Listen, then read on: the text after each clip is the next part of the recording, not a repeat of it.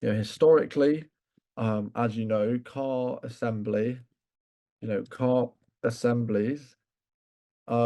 processes were highly complex, um, and required, manual mechanics, to conduct the construction and finishing work. However, nowadays, now, um, by using a conveyor belt and high quality machine technology, it is possible to produce the vehicles in an even more precise way than handcrafted. And that's the real key, right? You handcraft the vehicles, you're able to actually produce it in a really, really productive manner. And that's something that's actually missing, in recent times from, something that's been missing previously. So it's the bringing together of the automated production process is really where the efficiency gain can truly be realized. So that's where it lies.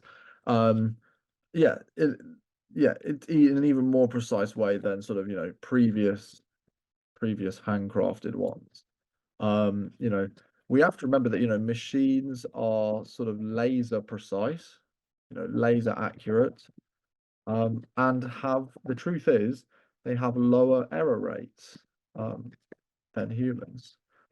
So from a firm productivity perspective, it is a great option. Now, of course, we have to think about, the kind of social side of things, because, is it fair socially that we are replacing humans with machines? Is that really fair to replace them with machines, to to sort of make humans redundant in that area? And this is something that we're going to think about in a later session, specifically, whether or not it's possible to free up labor, in the production process. So that's something to think about right there. So yeah, it's a sort of tough one that requires a bit of a bit of thought to it, to be kind of specific. So let's move on. So I'll clear this and we will move to the next slide. So now we're going to think about the retail industry. Now, as you know, e-commerce has been one of the most rapidly rising sectors, globally, right?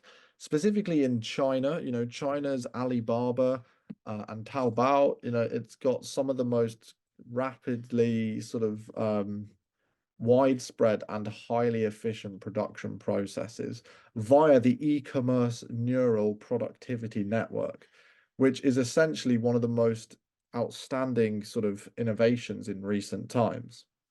So really, the real key point to this thing is that as we can see here, e-commerce platforms and automated checkout systems have reduced the need for traditional retail staff. And of course, there are self-checkout kiosks in supermarkets, and retail stores, minimize the need for a cashier. And it kind of makes sense because when you think about it, the role of a cashier is somewhat limited in actual needs for it. There really isn't a kind of necessity in any sense for having a cashier during your production process. So again, many would be sort of against this sort of suggestion, but it's important to really understand that you have to take a corporate perspective here. And corporately speaking, it does make the most sense to minimize, unnecessary costs of labor.